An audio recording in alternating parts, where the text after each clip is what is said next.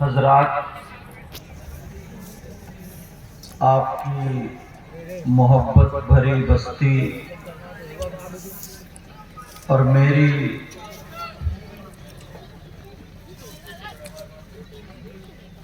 میری آپ سے پہلی ملاقات نہیں ہے۔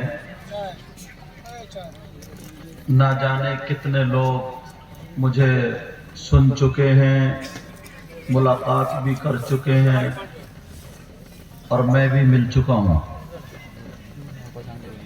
مگر پیارو، جلسے جو ہوتے ہیں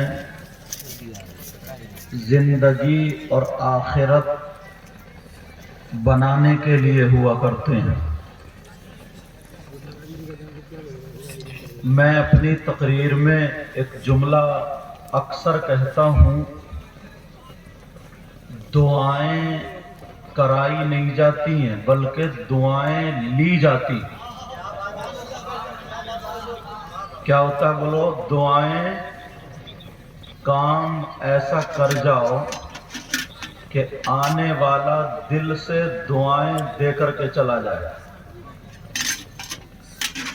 آپ کو معلوم ہے، حالانکہ دل تو نہیں چاہ رہا ہے آپ کو یہ بات بتاؤں، مگر پھر بھی مجبور ہوتا ہوں اپنے آپ سے۔ اگر میں ہی نہیں بتاؤں گا تو پھر ایسے وقت پہ تو پھر کون بتائے گا؟ ایک بات بتائیں، پورے گاؤں میں اللہ کا شکر ہے۔ او بیٹا، او بچوں، تھوڑی دیر، اللہ کا شکر ہے، اللہ کا احسان عظیم ہے، اللہ نے تمہیں نوازا۔ میری دعائیں اللہ تمہیں اور نبی کے بچوں کا صدقہ عطا فرمائے۔ مگر یار، ایک بات سوچنے کی ہے ذرا، اور یہ علماء کی بھی تھوڑی کمی ہے۔ آپ جانتے ہیں ہمارے اسٹیج پر آل رسول ہیں جن کی رگوں میں فاطمی دودھ اور حیدری خون موجود ہے۔ یہ وہ نسبت ہے جو ہر ایک کے پاس نہیں ہوتی۔ سارے مفتیوں کا، مولویوں کا قول غلط ہو سکتا ہے مگر میرے نبی کا قول غلط۔ نبی فرماتے ہیں، حب آل محمد صلی اللہ تعالی علیہ وسلم خیر من عبادت سنہ۔ نبی فرماتے ہیں آل رسول سے ایک لمحے کی محبت 1 سال کی عبادت سے بہتر ہے۔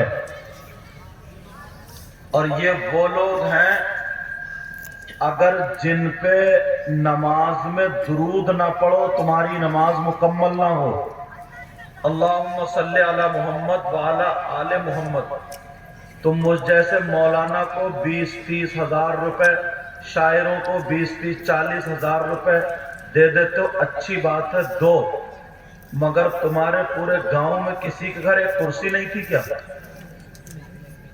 ایک کرسی کسی گاؤں میں کوئی اس لائق نہیں تھا جو ایک ایسی کرسی پیر صاحب کے لیے، آل رسول کے لیے؟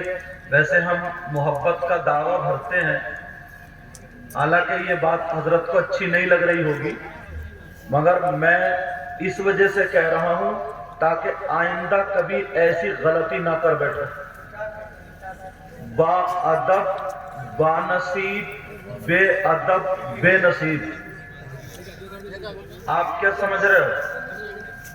تم 40 ہزار روپے دے سکتے ہو مجھ جیسے مولانا کو، پہلے میں اپنے آپ کو کہہ رہا ہوں، مجھ جیسے مولانا کو، شاعر صاحب کو اور لوگوں کو، ٹھیک ہے دینا چاہیے، اللہ تمہیں دے رہا، مگر یہ کسی کے ذہن میں نہیں آئی، بس خالی بلہ لگا لیا اور گھوم لیا، ہو گیا کام۔ یہاں تو بلہ تمہیں پہچان کرا دے گا یہ کمیٹی والا، مگر وہاں جب تک ان کی غلامی کا پٹا گلے میں نہیں پڑے گا نا بیٹا کامیاب نہیں ہو سکتے۔ صحیح بات، صحیح بات۔ یہ علماء کی تھوڑی کمی رہتی ہے، علماء کو بھی بتانا چاہیے، کمیٹی والوں کو آگاہ کرنا چاہیے کہ یہ ہونا چاہیے وہ ہونا چاہیے، مگر نہ سب افراتفری میں لگے ہوئے ہیں۔ حالانکہ میں ناراض کبھی ہوتا نہیں ہوں تقریر میں، ہم جیسے مولانا اور لوگ ہاتھ چومتے، کیوں؟ نسبت ہے، یہ آل رسول کی نسبت ہے ان کے اندر، سید زادے ہیں۔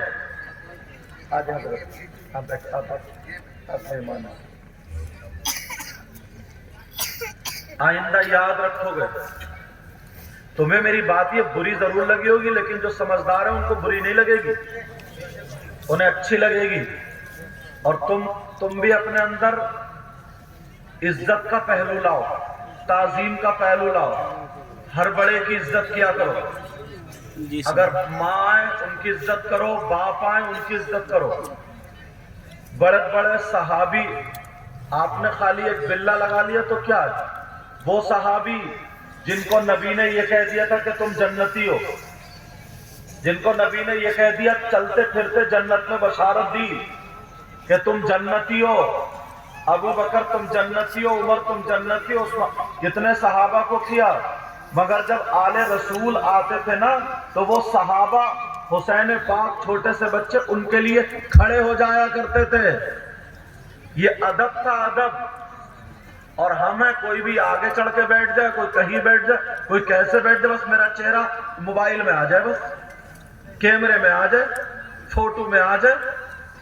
میں اتنی دیر سے بیٹھا ہوا سوچ رہا ہوں، یا اللہ اتنا بڑا 2 رات کا جلسہ کرتے ہیں اور انہیں اتنی بھی تمیز نہیں۔ میں خود کہوں گا، حضرت خود کہیں گے میرے لیے کرسی ڈالو،